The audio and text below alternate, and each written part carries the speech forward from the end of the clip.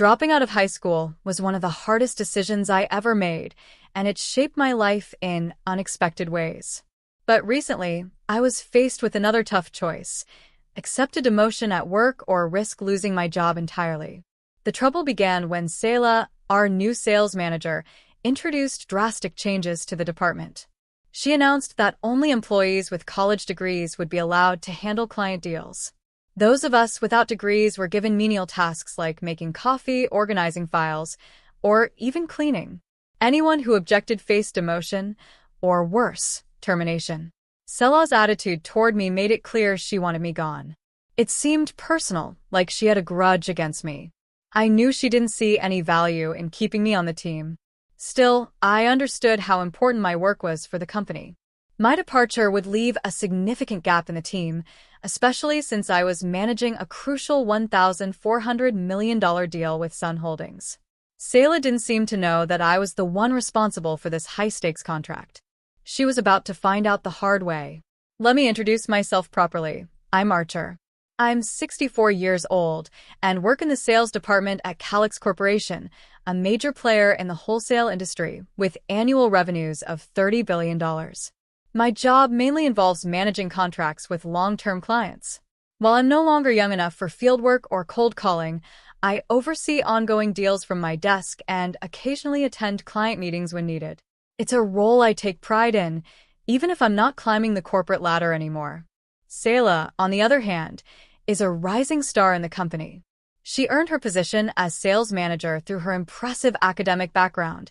She graduated from NYU with top honors and quickly climbed the ranks. Her promotion happened around the same time I was rehired after retiring briefly. From the moment I returned, I could sense tension.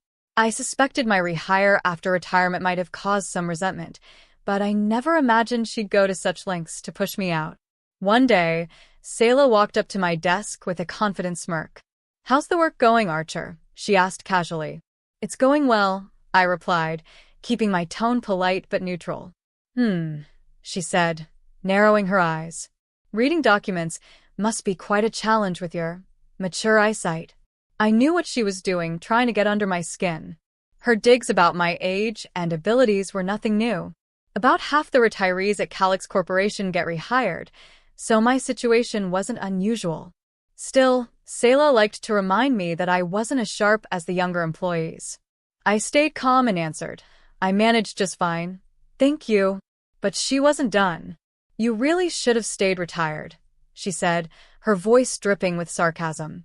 "You weren't exactly pulling your weight before you left. Is it because you didn't finish high school and need the paycheck? Or are you just here to steal ones?" Her words stung, but I refused to let her see it. I've always known that my lack of a high school diploma made me an easy target in a world that values education so highly. Being a 62-something high school dropout is unusual, and people don't hesitate to remind me of it. It's harder to earn respect when you don't have the credentials to back you up, and Sayla made sure to bring up my education, or lack thereof, at every opportunity. After a moment of silence, she dropped a pile of documents on my desk. "Here's some work for you," she said. "You should be grateful." Grateful? For the extra workload? I sighed quietly as I realized it would mean staying late, but I didn't complain. "Understood," I said simply. Sayla smirked. "That's what I thought. It's good to see you're so obedient.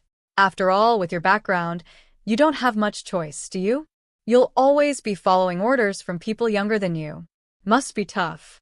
Her words were like daggers, but I refused to let her provoke me. The room felt tense as everyone around us tried to focus on their work, pretending they didn't hear the exchange. This wasn't the first time Sayla had tried to humiliate me, and it wouldn't be the last. A few days later, Sayla called a team meeting to announce a major change in how we worked. Her tone was firm and authoritative as she laid out her plan. "From now on," she said, "only employees with college degrees will handle client deals. Those without degrees will take care of paperwork, make sure the office is clean, and serve tea to the graduates so they can focus on their work." I was stunned. "But I have ongoing deals I'm responsible for," I protested. "I can't just drop them." She cut me off. "Those deals will now be handled by the college graduates," she said coldly. As a high school dropout, you don't need to worry about them anymore. Now, go fetch some tea. Her dismissal was so casual, so cruel, that I barely knew how to respond. I wasn't the only one shocked. Another employee raised a concern. If we suddenly replace the person managing a deal, won't that make our clients lose trust in us? Sayla rolled her eyes. That's exactly why people without degrees are useless, she snapped. Clients don't trust them. They'd rather work with someone educated and qualified. Can't you see that? The employee fell silent, clearly intimidated. Selah's new rules left everyone confused and uneasy. Splitting the team into college graduates and dropouts felt demeaning and unnecessary. Even though she invited us to share our thoughts, it was obvious she didn't really want to hear them. Anyone who spoke up risked becoming her next target. It was clear to me that Selah's real goal wasn't efficiency, it was control. And if pushing me out of the company was part of that, she wasn't going to stop until she got her way.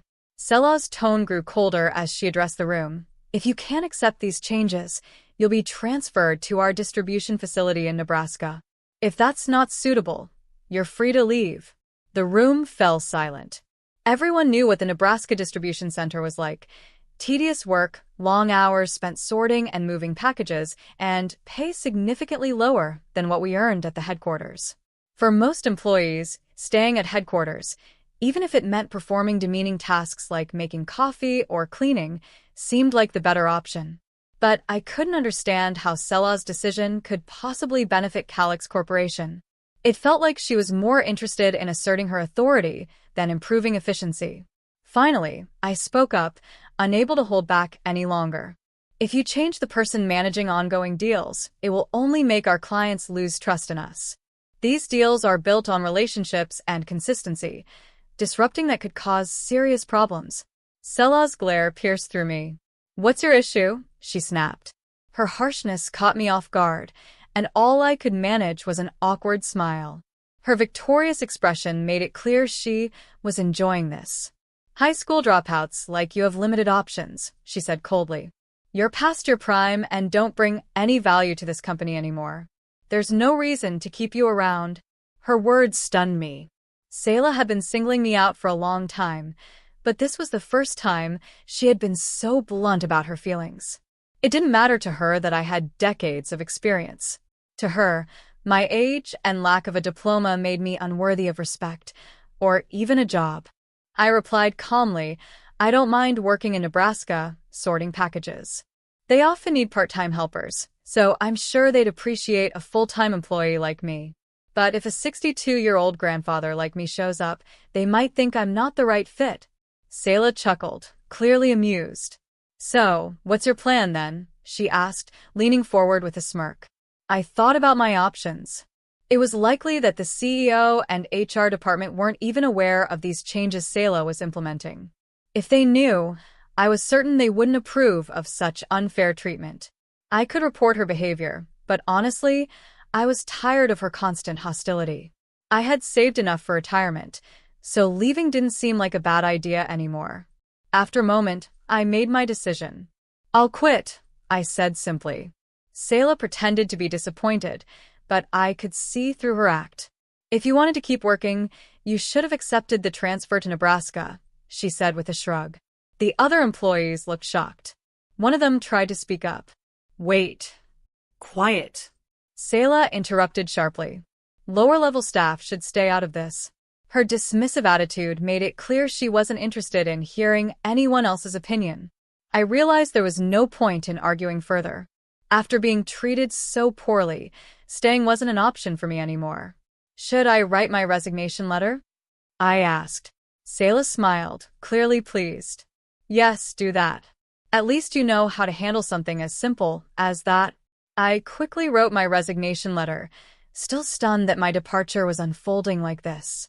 I had never imagined I would leave Calix Corporation in such a humiliating way. As I handed over the letter, I asked about the handover process for my current deals. There's no need for that, Sayla said dismissively. You only handle paperwork anyway. Her eagerness to see me go was obvious. She even chuckled, as if she had won some personal battle. I thanked her out of politeness and left the office. The other employees looked concerned, but Sayla didn't seem to notice or care. She was content, unaware of the chaos she was about to face. The next day, I was at home, finally relaxing after years of stress. But my peace was interrupted by Sayla's persistent calls. At first, I ignored them, but her calls didn't stop. Reluctantly, I answered. "Archer, what's going on?" she demanded, skipping any pleasantries. Her tone was frantic, and I could tell things weren't going well at Calix Corporation. She explained the situation. She had successfully created a department where only college graduates managed deals, all without informing the CEO or HR department. For a while, it seemed like her plan was working, and she had been in high spirits. But now, she was panicking. "Please," she begged, "I need you to handle the $1,400 million deal with Sun Holdings. Their annual revenue is over $2 billion, and maintaining this relationship is crucial for the company. If we lose them, it will be a disaster." Her desperation was palpable. The room at headquarters must have been tense as she explained the situation. But then came the crushing blow. One of my former colleagues hesitantly spoke up. "Manager Sayla. He resigned yesterday." Sayla's face turned pale. "What are you saying?" she asked, her voice shaking. "He was in charge of the $1,400 million deal. There's no way an inexperienced person can handle something so significant." "You must be lying." But the employees knew the truth, and no amount of denial could change it. One of them tried to reassure her, pointing to another colleague. "He has a UCLA degree. Maybe he can take over the deal." Sayla turned to the employee, her eyes wide with hope. "You have a UCLA diploma, right? You can manage this, can't you?" The employee hesitated, looking uncomfortable. After a long pause, he admitted quietly, "I've never handled anything this big before." Sayla's confidence crumbled. The $1,400 million deal, a cornerstone of Calix Corporation's success, was in jeopardy, all because she had underestimated the value of experience. And now, she had to face the consequences of her actions. "I think the client will only be satisfied if it's Archer," one of the younger team members reported after speaking with the client. Sayla, visibly frustrated, snapped, "Enough. If I say do it, then just do it. If an uneducated dropout like him can manage it, so can you." The young man hesitated, but reluctantly agreed. However, when he contacted the client again, they remained firm. "They wanted me, Archer, back to handle the deal." The young man returned to Sayla and said, "I told you, the client specifically asked for Archer." Sayla's face turned pale with shock. How could they possibly want someone like him? He's just a high school dropout. What could he possibly contribute, especially at his age? "He doesn't even have the energy to manage sales," she said with disbelief. One of my former colleagues, clearly frustrated by Sayla's remarks, decided to speak up. "Aren't you aware of Archer's remarkable career? His resume might look simple, but in the industry, he's highly respected. Many major companies work with us solely because of him." Sayla, who had always dismissed me because of my lack of formal education, seemed taken aback. At 24, she was a recent graduate, and she had focused entirely on my lack of credentials, completely ignoring my years of experience and reputation.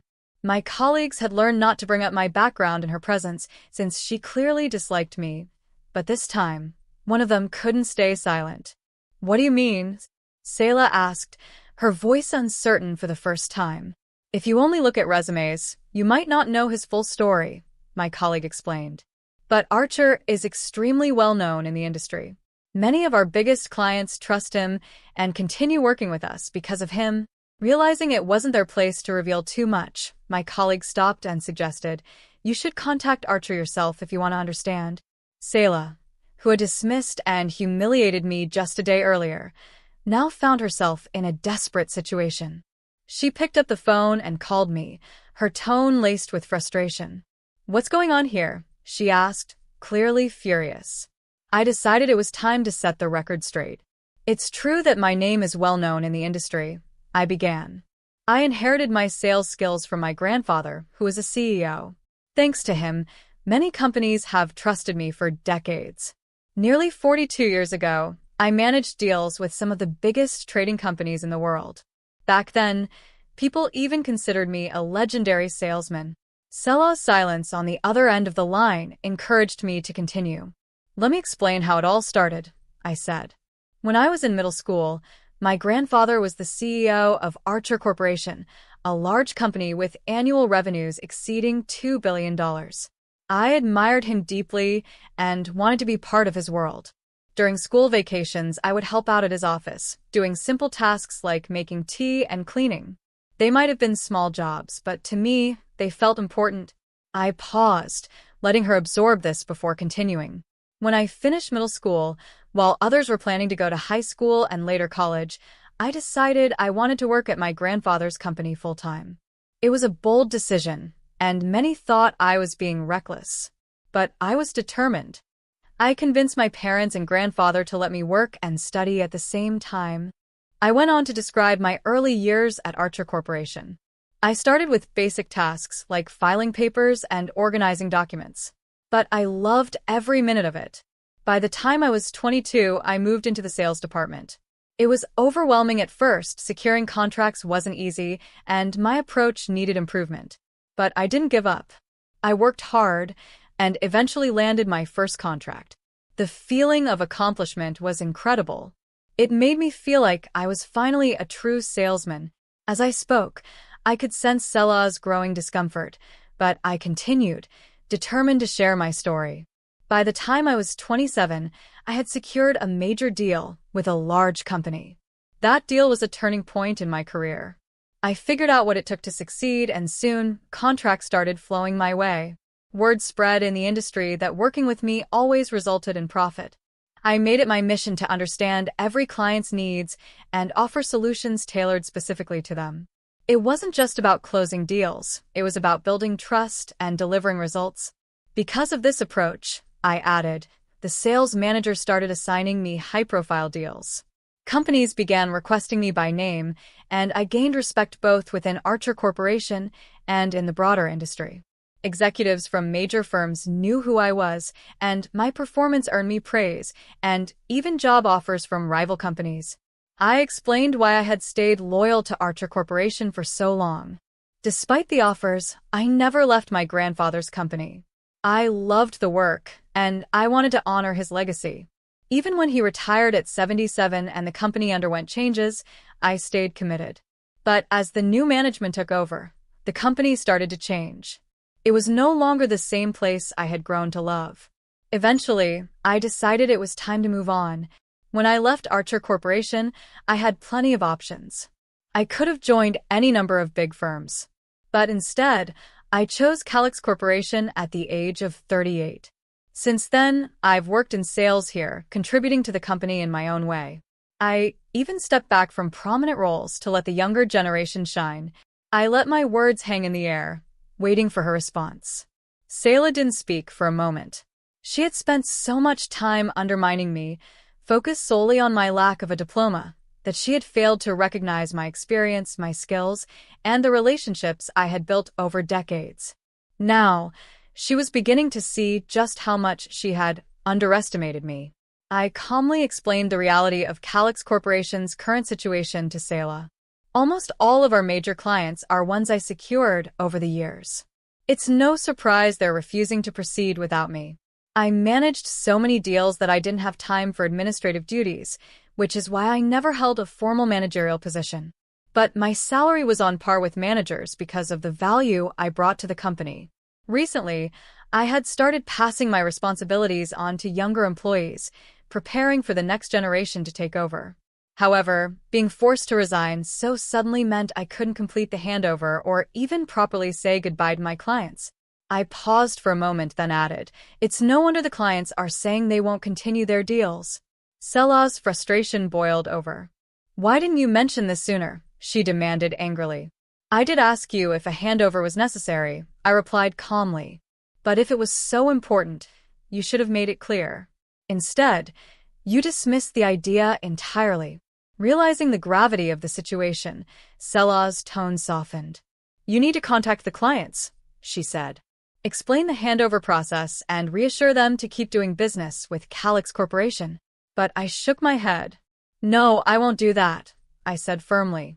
Building trust is the foundation of business. If I call the clients now, after resigning, and tell them about internal issues, it will only make them lose faith in the company. They'll terminate their contracts faster than you can imagine. I could see her panic rising as I continued. Calix Corporation has an annual revenue of $6 billion, but $30 billion worth of deals come from the clients I secured.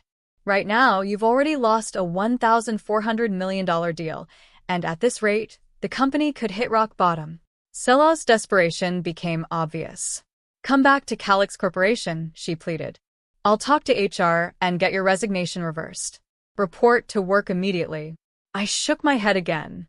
Even if I came back, you'd just treat me like a burden again. I can't work under someone who judges people solely by their resume and educational background. You've made it clear that you see no value in me beyond that. Selah's frustration was palpable, but she couldn't argue. She had realized how much the company relied on the relationships I had built over decades, and now she was terrified of losing those deals. That was the only reason she wanted me back. I decided to be completely honest. Selah, every day I worked under you, I was insulted for being a high school dropout.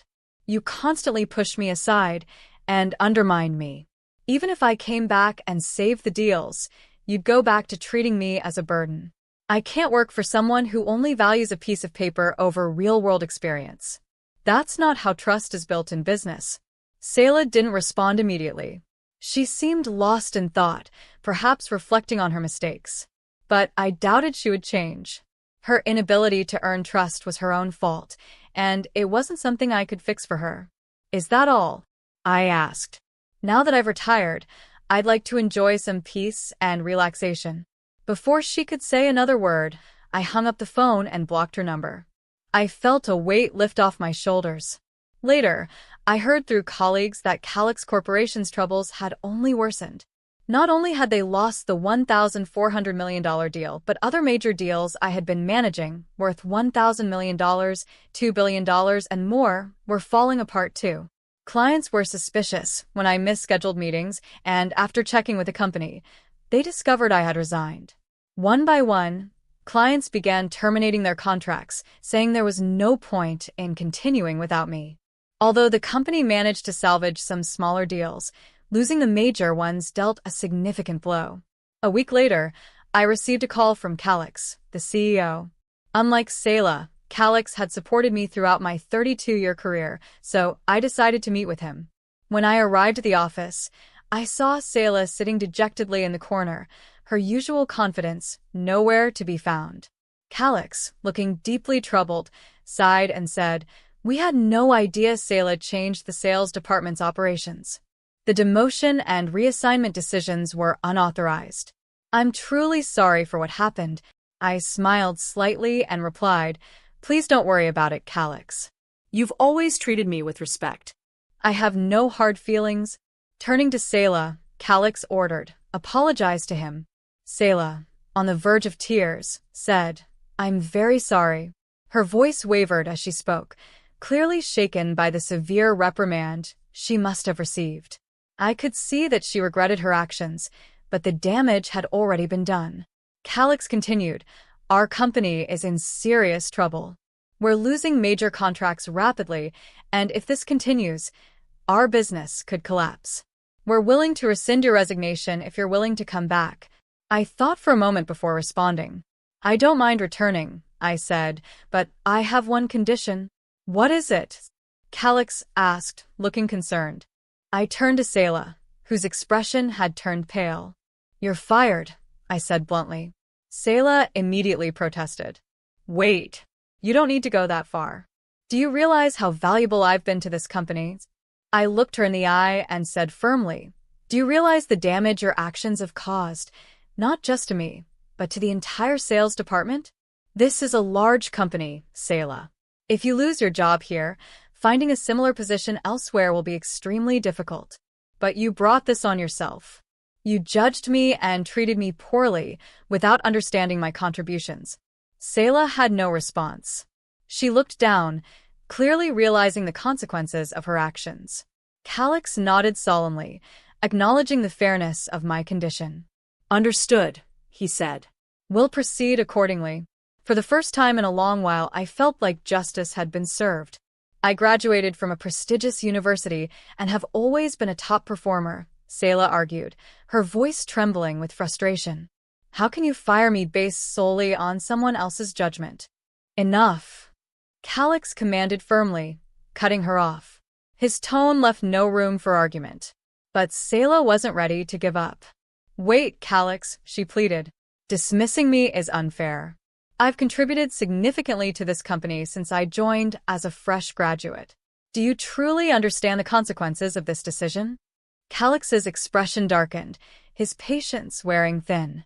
You made unilateral changes to the sales department, he said sternly, without consulting anyone or considering the impact on employees and clients. That's unacceptable. Sayla fell silent, realizing she had no defense. I decided to step in and address her. Sayla, I began, my tone calm but resolute. I may be older now, and my physical strength may have diminished, but there's only so much disrespect I can tolerate. Yes, I'm a high school dropout, but that's precisely what allowed me to learn the company's ways early and develop sales expertise faster than anyone else. I paused for a moment, letting my words sink in. You mocked me without ever understanding my circumstances. You saw my lack of a diploma as a weakness, but you never noticed the years of experience and dedication I brought to this company. Sela's hands trembled slightly, her composure cracking under the weight of the truth. Your current job duties are unacceptable, I continued. If I return, I can handle the transition and personally apologize to our clients. But I'll only do this if you step down. Otherwise, I'm content to remain retired. The responsibility for all my work will rest entirely on you. I leaned forward slightly, emphasizing my final point. Honestly, I'm fine with either option. I've saved enough for my retirement and have no obligation to fix the mess you've created. So, what will it be? Calix sat back, considering my proposal carefully. Sayla, on the other hand, bit her lip in frustration, realizing the gravity of the situation. With more contracts being cancelled every day, she was overcome with despair. She stood in silence, unable to respond. Finally, Calix nodded.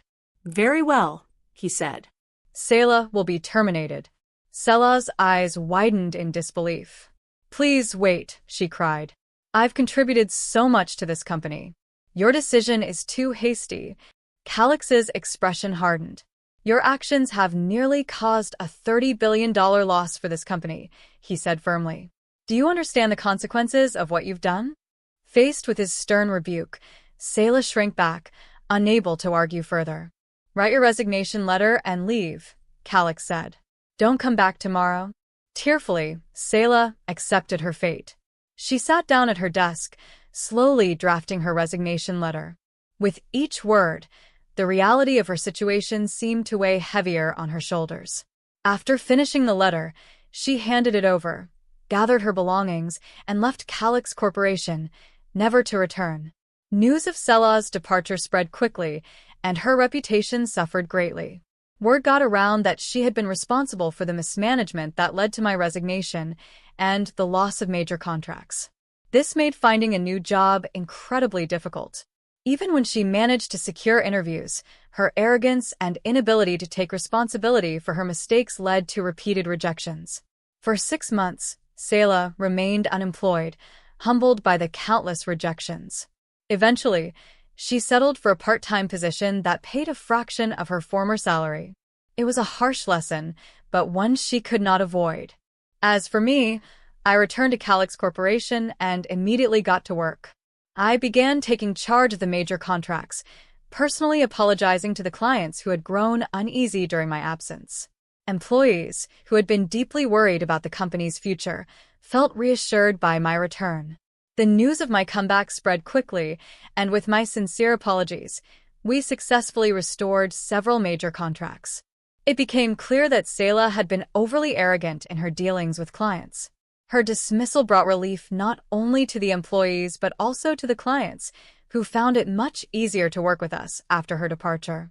Calix Corporation became more stable and manageable than it had been in years. I now plan to retire at 67, and if the transition continues as smoothly as it has since my return, I'm confident the company will expand even after I'm gone. I want my career to end on a high note. While I may have left my grandfather's company years ago, I feel incredibly grateful to have joined Calix Corporation. With the time I have left, I'm determined to give my all, ensuring the company thrives and leaving behind a legacy of success. This isn't just about work for me. It's about proving that experience, dedication, and relationships can outweigh any piece of paper. As I approach the final chapter of my sales journey, I want to pour my heart into every deal, every conversation, and every decision. My goal is to finish strong, with a lasting impact that will be remembered long after I'm gone.